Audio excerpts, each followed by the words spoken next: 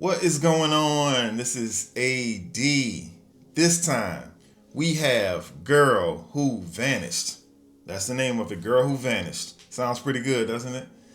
Anyway, the movie is 1 hour, 31 minutes. It is directed by David Benulo. It is written by Daniel West. It is starring Riley Regan as Lily Tanner.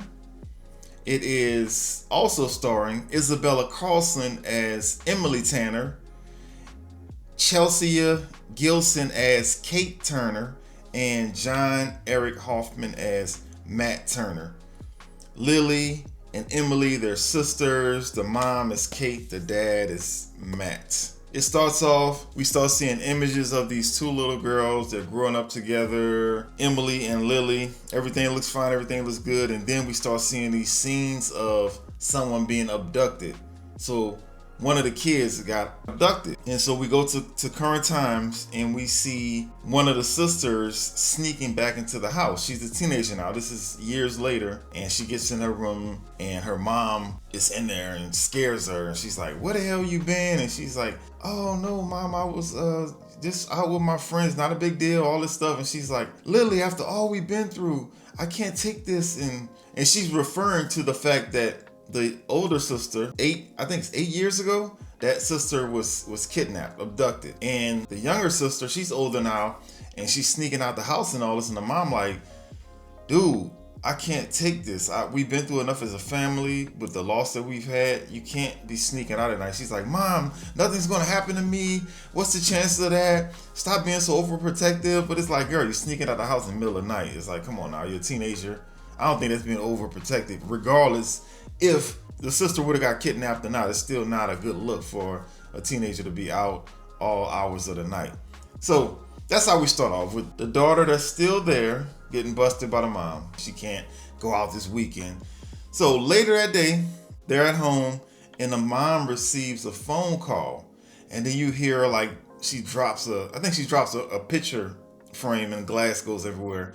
And then Lily runs in there like, "Mom, what's wrong?" She says, "They found her." Talking about they found the other daughter, Emily. She's been missing for like 8 years. And you assume after all that time, the person that's missing, they probably, out of here. But they found her. And so dad, the mom, Lily, they all rush over to the police station. Of course, they're all in shock. They can't believe what's going on. The officer comes out and he's like, "Yeah, we found her." And they were like, "Is she okay? And when can we see her?" And he's like, trying to explain that she's been through a lot and she's not really giving up a lot of information about her captor, because you got to remember, she's been with the captor for 8 years since she was a little girl. And the police officer says that she didn't have any physical abuse or sexual abuse. Now, how would he know that? Because what if there was at one point that sexual abuse went on or some type of physical abuse happened? It might have been years ago. He just going by what the missing girl said. And also, this kind of shoddy too. He's like, "Yeah, we hadn't done any fingerprint comparisons because we didn't have any fingerprints of her when she was younger. But they just said, yeah, it's her." And then he said, "We didn't do a DNA test yet either because, everything she says sounds about right." So they didn't do any DNA tests. They're assuming she hasn't been abused. It's just a lot of just assuming going on with this police department, this investigation. But they're sure it's her, so they're like, "Okay, come and meet her." And so it's almost like they're ready to get this stranger out here. It's like, the jail is full. We don't have time for this. Just come pick her up and we'll work out the details later. If it's not her, we'll figure it out. But I think it's her. I think it's her. Yeah, they all looking at each other like, "Yeah, I think it's her." She ended up escaping. They were at a gas station. She caught them lacking and she ran off. I guess she finally had a chance after 8 years. And now I know what you're thinking, because I was thinking the same thing. Like, she's like a teenager. She's damn near an adult. I'd say she's an adult. And she knows what she was. At this point, she can lead them right to the guy that kidnapped her. But the officer saying that she's not cooperating, and they're saying that this is common in cases like this. It's called Stockholm Syndrome. And so where since the guy apparently didn't do anything terrible to her, he just raised her and took care of her, she wants to protect him. So she's refusing to give up information. Finally, they lead the family to the back room where Emily's in there talking to a therapist, Dr. Salazar. Dr. Salazar. She goes in there and man, she's pale as hell. She looking like Wednesday Addams from that show Wednesday from the Addams Family. That's what she look pale as hell. But she don't look like anybody. But they're actors, so it doesn't matter. They all hug and stuff. It's a real touching moment. I felt my tear ducts, tingle a little bit. It was a good little moment of a family getting back together. The music is swelling and it was an emotional moment. That was nice. And they all was hugging. I can't believe this is real. I mean, you can imagine after 8 years that would be amazing to be reunited with somebody after all that time. So it's cool.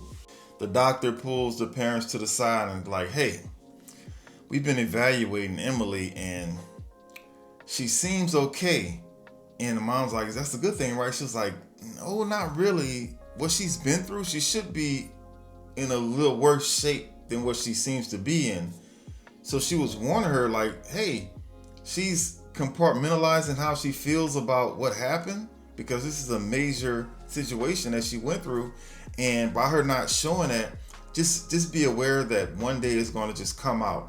It's going to be just a burst of emotions or acting out. It could be violent. It could be anything. It could be some crazy stuff happening because she's progressing too well to say she went through everything she's went through at this point. And so Dr. Salazar, she wants to keep on seeing her through the therapy. And I'm like, of course. I don't even know if they would let her go home that quick, but that's what they're doing. And so they take the little Wednesday Addams home. So they go home. The house is surrounded by the press and all that. There's snapping pictures, trying to convince them to do interviews, asking questions, and they're like, not right now, and they go inside. But Lily sees this creepy guy parked by the street. He's kind of in the shadows, standing by his car. He just standing there staring, and she looks at him, and then they just run inside. She's the only one that notices him. And so they all go inside. Of course, they go inside, and she's walking in there all slow and like, nothing's changed. Everything's the same. And everybody's kind of just watching her and stuff. And mom and dad decided not to tell Emily that they are no longer together. I'm just finding this out too. They've gotten a divorce. The dad's not living in the house anymore. So I guess through the abduction, all the stress, all the trauma, it affected the family too. I mean, this happens in real life. I've heard about this. When something happens, sometimes the family doesn't stay together. It's just too much. And so, but they don't want to tell her that yet because she's just getting home. So they agree, okay, we're going to tell her about that tomorrow. Let's just let her have at least one night of normalcy without bringing this new information to her. So the next day, when they pull up, there's a lady out there. She's a podcaster. Her name is Naomi, I believe. And she does these interviews with people that's been through similar things like Emily's been through. She can help somebody else with her story. And so the mom's like, nah, I'm not interested. I'm not going to do it and all that stuff. And so she's like, okay, take my card. And if you change your mind, let me know. That night, Lily happens to go outside and she happens to see the creepy man again. He's out there. He sees her and then he jumps in the car. At the same time he jumps in the car, her dad comes outside and he's like, what's going on? That creepy guy, he was out here the other day. And so he drives off and the dad's like looking like, what the hell? And they trying to figure out who the hell this guy is that keeps creeping around. Same dude. So later on, Lily and Emily convinces Kate, the mom, to let them do the interview with Naomi, the podcaster. They do the interview and they're going through everything. And you got to remember, this was like a big case. And the podcaster, Naomi, she studied everything. Emily's talking about something that's like totally incorrect. She gets her birthday wrong. The interviewer confronts her about it like, no, that's not your birthday. And then the mom's like, well, there's a lot going on. She probably got some things mixed up. Like the mom's trying to cover for her. And then Emily's getting upset too because the podcast is like, nah, you're not getting this right. And so the mom shuts down the interview, tells the lady to leave. And then at this point, Lily pulls the mom to the side again and say, hey, is this really my sister? You need to do the DNA test. And so they're kind of fussing about it. Emily overhears them come in there and comes in there and says, okay, I'll take it. The mom's pissed off at Lily, but they agree to take the DNA test. And so we're moving forward with that thing. But Lily, she won't back down. I mean, she like, this ain't my sister. Something ain't right. So she's very, very against it. Next, we go to the podcaster's house, and she's in there typing, doing whatever she does, her research, and she hears a noise. And of course, you know what she does. She goes to the door, opens the door. Who does that? If I hear like a loud noise outside, my big old strong self ain't opening up no damn door. This is a little petite little Asian lady. She opened up the door and trying to figure out where the noise is coming from. Instead of calling the police or just not doing anything, somebody grabs her and end up, I guess, choking her or killing her. I forgot how they killed her, but yeah, she ended up getting killed. Like, lady, what the hell? Why would you? Anyway, so we go to the next day and we see Lily heading to Naomi's house to go meet up with her like they said. As she's walking up, she sees there's a bunch of police out there. Oh my goodness. And that same detective, they got the same guy working everything. That same detective, he sees her and she's like, what's going on? And he's like, well, the lady, Naomi, she was a podcaster. She ended up, she's dead. Somebody killed her. And Lily's like, oh my God. And he's like, wait, you were coming here? Like, why were you coming here? He was like, you're that girl, you're the sister of the girl that was missing for 8 years. Like, why were you here? He said, well, we were supposed to meet up today to talk about the interview that we were doing with Emily. I think that's what they said. But he's like looking at her like, okay, you were the last people that she had an appointment with, and then she ended up dead. And Emily's like, I don't know what's going on. I was supposed to meet her today. And so he's like, okay, there's some kind of connection going on here. Why is this lady dead now? He says he's gonna get back with her later. And so while she's out there, she goes to walk away and she sees that little creepy guy that's been outside the house. She sees the car. And so she goes over there to the car and she's looking inside the car and he pops up behind her and scares her. And she's like, who the hell are you? You've been creeping around my house and all this stuff. And then he reveals to her that, hey, I was the detective on the case where Emily went missing. He said there's more to the story than what she thinks. And she's like, what? He thinks that some foul play happened and that she wasn't abducted, that something happened in the house. But he's not really revealing all of it all at one time. He does explain how when they were doing the detective work, because he's no longer a cop, that there was no tire marks, there was no signs of a break-in. He said everything was just kind of fishy. Something was off. There were no foreign fingerprints anywhere. And he's thinking that Emily has something to do with the podcaster's death. Naomi the podcaster. And Lily's like, what? Are you crazy? Like, she's just totally out of her depth, and he's straight up on some conspiracy type stuff. He's way deep in the weeds with his ideas. We go back to Emily going to therapy again, and once again, the therapist's like, dude, this girl is not showing any signs. So you're going through the same story again and again, like, hey, something's wrong. You got to be careful. And she's talking about, Dr. Salazar is talking about Emily in front of Emily, and she's getting pissed. So later on, they get the DNA results back from the test, and guess what? The DNA says that it's Emily, it's her. And Lily's still like, something ain't right. It's like, God damn, girl, what we gotta hear for you to be convinced that this is your sister? Like, she just won't take yes for an answer. And so what she does figure out to do is to try to catch Emily in a lie. She goes home and she's acting like everything's cool with Emily, and she's talking about some stuff they did when they were young and telling this elaborate story with all these details. And after she's done with the story, she catches her in multiple lies and says, you're not my sister. We never did this. We never had that. And while this happening, the mom comes in the room and Emily's like, she's doing it again. She doesn't believe I'm your daughter and you're my sister. I'm her sister and all that stuff. And so the mom gets in her face and they said, okay, what more do you want? This has to stop. We got the DNA test. Like, stop being this way. And then she switches her strategy because she still don't believe him. She was like, okay, Mom, you're right. I need to get some help. I need to go to therapy. While she's hugging her mom, she's looking at Emily and they're like locking eyes. Emily knows she's lying, but she can't do anything. I want to go to Dr. Salazar. Why Dr. Salazar? Well, it makes sense because she knows Emily. She knows everything going on. I really need to talk to someone. They make an appointment for her to go the next day. You can imagine what happens next. Or later on that night, Dr. Salazar, she's leaving her office. She's walking through the parking lot. You see this threatening image of somebody in the background. Next thing you know, I don't know, I forget how it happened. They didn't show the actual death, but something terrible happened to Dr. Salazar. Oh, poor Dr. Salazar. Didn't have anything to do with anything. The next day, Lily and her mom, they're about to go to the appointment. And that same officer knocks at the door, the one that was at the podcaster's house, and said, hey, you had an appointment today with Dr. Salazar, and she's dead. She's dead? Like, what the hell? How did she die? What's going on? It don't make sense. So Lily brings up that she has been talking to that old detective that was on the case when Emily came up missing. Her mom hears that. Oh, she gets like super pissed off. What? Why are you talking to him? You shouldn't be talking to him. That guy is crazy.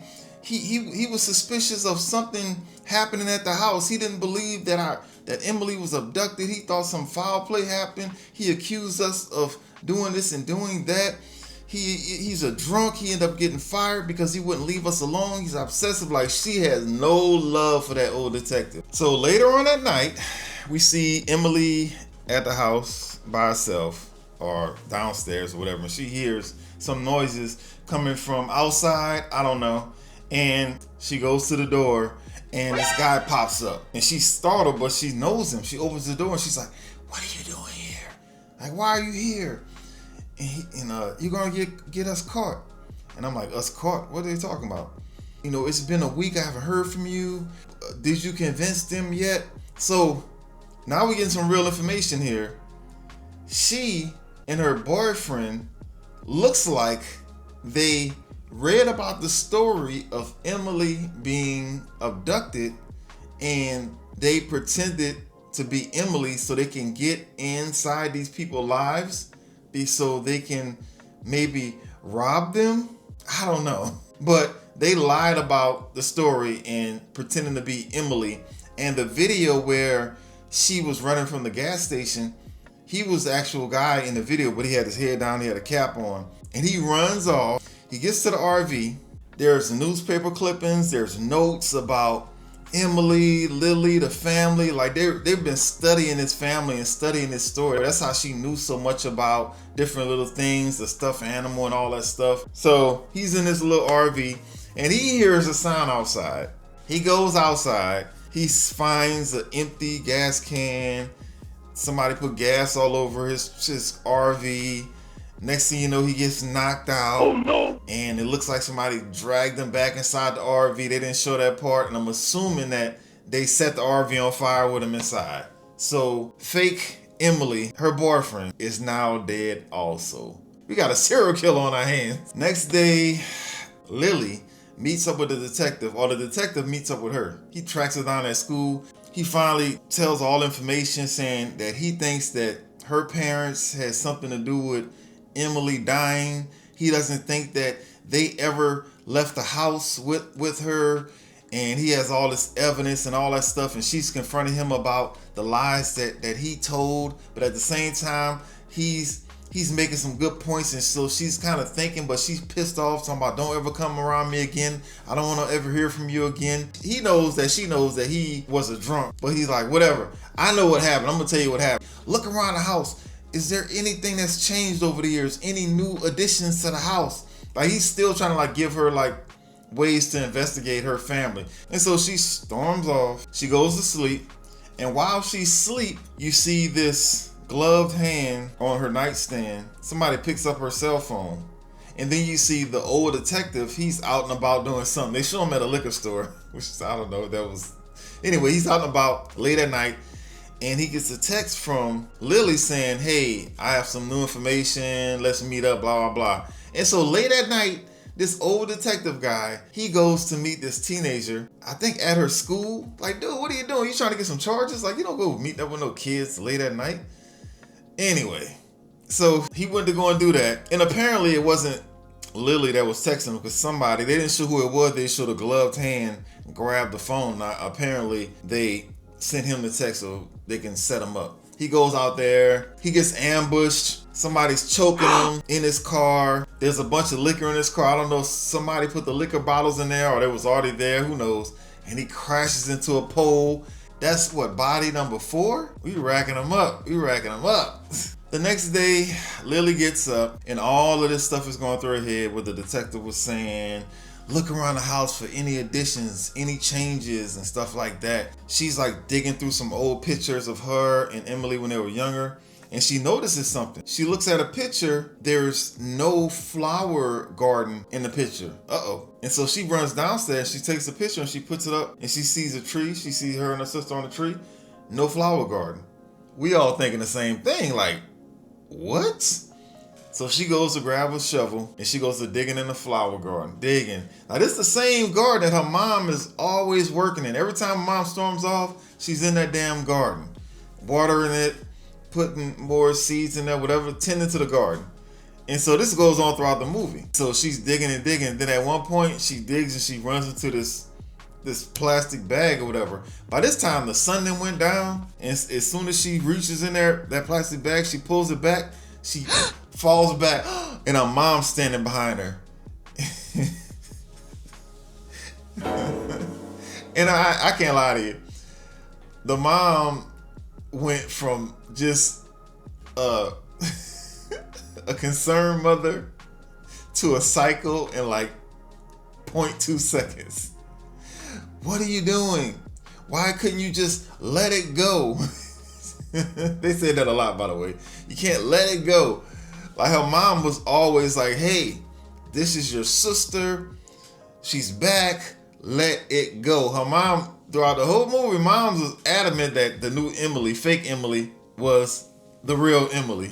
And so she confronted her and she told her everything. She said, hey, your sister Emily, she was so stubborn. She didn't listen. And she kept saying she was very strong-willed and stubborn. And I kept trying to make her listen to me and go to sleep and something. And I was putting her to bed one night and I was pushing her to her room and she turned around and she pushed me back. And then I pushed her and she lost her balance and she rolled down the stairs and hit her head on each step. So she accidentally, which it did sound like an accident, she accidentally killed Emily, killed the daughter. Shit. Instead of her going to the police, she says that I didn't want to do that because if I would have went to the police, they would have took you away from us. And so I was protecting you. And Lily was like, you're protecting yourself. Her mom picks up that shovel when she realizes that Lily is not going along with the plan. She picks up a shovel and she whacks Lily clean across the forehead. Just a full swoop. Just knocks her out. I'm like, this family is tough. Wow. Like, what happened? Everything has changed so fast. What happened? So she knocks her out. She drags her inside. Drags her into the kitchen. And I don't know what she's planning to do. But all of a sudden, fake Emily, she walks into the kitchen and the mom's like, oh, hey, baby. Like, she's like, okay, she's crazy at this point. Well, she's been crazy, but now we all know. And Emily's like, I heard everything. What the hell, lady? The mom is still like calling her Emily. She said, that's not my name. Like, she knew that wasn't her daughter the whole time. Fake Emily knew that she knew she wasn't her daughter, and they just went along with it. And she was like, well, how did you know I was gonna pass the DNA test? She said, I knew you would figure it out because you wanted this as bad as I did. And so they were working together without really working together. That's got to be a weird way to look at somebody when you know y'all both just full of crap, just looking in each other's eyes. Like, oh, I'm your daughter. Oh, you're my mom. Oh, hugging each other. Had to be weird because the whole time she knew that was not her daughter. And the whole time the daughter knew that, well, maybe the daughter didn't know at a certain point that the mom knew that she wasn't her daughter. Anyway, it was a lot. And so fake Emily says she heard everything. She says, I'm not going along with this.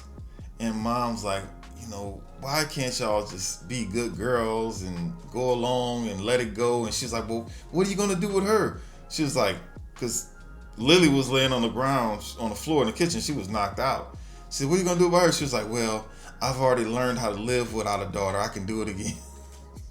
So she just planned on killing Lily now. Fake Emily says, look, Mom, I'm not going along with this. And she's like, oh, pretty much said, why would you say that?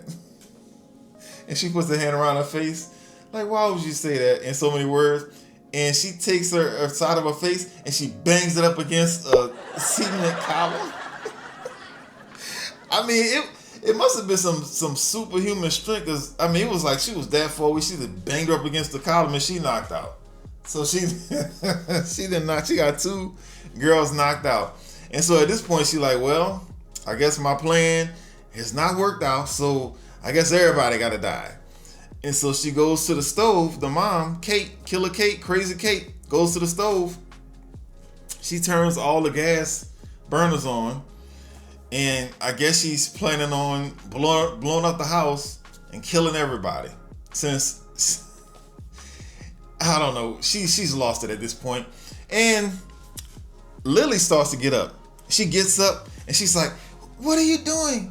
And she's like, what are you planning to do? She was like, well, since you girls won't be a happy family, we'll all die together as a family. And I'm like, well, the dad ain't there, so I guess it's not everybody. We'll all die together as a family. And I'm like, and then even Lily said, well, they're gonna find Emily's body in the garden out there, because she's exposed it now too. And then at this point, I think the mom got frustrated, like, oh, you ruined everything. And I believe that Lily took a frying pan, and hit her mom and knocked her mom out, knocked her down. I guess knocked her out. So she's knocked out now. At this point, after mom's Crazy Kate's knocked out, Lily grabs fake Emily off the ground, wakes her up, or starts to drag her out. They go to running out the house because the house is being filled with natural gas, and they're coughing. I don't think natural gas make you cough like that, but anyway, they're coughing and stuff. And so they're on their way outside. And while they're running outside, Lily's holding fake Emily's hand, and they start to get off of the porch. And then the mom, I guess she comes up behind them, grabs them, and so they're like a chain, and she's like trying to pull them back in the house. I don't know how she thought she was going to get these two grown ass girls back in the house. She had no weapons, nothing controlled them, and so they end up breaking loose. Fake Emily runs ahead. Lily is like on the ground. I think her mom's shaking her or something. She had no weapons. I don't know what she was doing to her, but Mom, stop it. She was saying Mom to try to talk to her crazy side. Mom, stop hurting her. I'm like, hurting her? She's just shaking her. She's not doing anything to her. Stop hurting her, Mom. And then so she drops Lily. Crazy Kate starts walking over to fake Emily, I guess to give her a hug and say, oh, you finally going along with it. But it's too late now because everything is falling apart. And so fake Emily was a distraction for Lily to get up with that same shovel and whack. She knocked her mom out. And of course, her mom fell and passed out inside of the flower garden, right where she buried her daughter. The ending, the ending kind of just, it was a good story. It went up and up, a lot of reveals. It was fun. But then the ending just went boop. It was like a little fizz. Psst. It just went out. And so that was it. That was it, folks. The next scene, we're at the visiting room at a prison. And I'm like, okay, who is she going to see? It's Lily going to see fake Emily. They use this opportunity to, I guess, make up with each other. They kind of understand each other in a way. And she says that her mom, she's in some type of psych jail or something like that. And I guess they never explained it, but I guess the mom, she killed everybody. I was assuming the dad had something to do with it, but I guess the dad had nothing to do with anything, because once again, in these movies, I swear, the husbands, the dad, A lot of times, not all the time, but man, when they're not involved, they're not involved. They are worthless. And his dad was useless, worthless. And I don't know how the mom hid the body, dug the hole, created the garden without the dad knowing anything. The mom took out that young guy, the boyfriend, to fake Emily. The mom killed the Naomi, the podcaster. She killed Dr. Salazar. The mom was the damn serial killer. She killed her daughter by mistake. So she had a lot of bodies. She killed a cop, a grown-ass cop. I don't know how she got out of that car because she was choking a cop from behind. The car ran into a light pole. So she survived that. This mom was on her. She was killing everybody. And so yeah, the dad had nothing to do with it. So yeah, that was it, folks. This was a fun damn movie. I really enjoyed, what's the name of it again? Girl Who Vanished. It was a good movie. I really enjoyed it. Had a lot of ups and downs, a lot of twists and turns, and the landing was just like a little, it wasn't much to it, but it was funny, it was fun. A lot of crazy, extra strong moves. I don't know how she knocked that lady out with one little jaw push, but I thought this was a great movie for what it is, and I'm gonna rate this movie as a 7. That's really good, folks. Out of 1 to 10, this is a 7. I mean, it's definitely worth watching. It's definitely worth your time. Check out this movie, Girl Who Vanished. I keep wanting to say The Girl Who Vanished, but it's Girl Who Vanished. That is it. We will see you on the next one. This is AD. Thank you for watching. Bye-bye.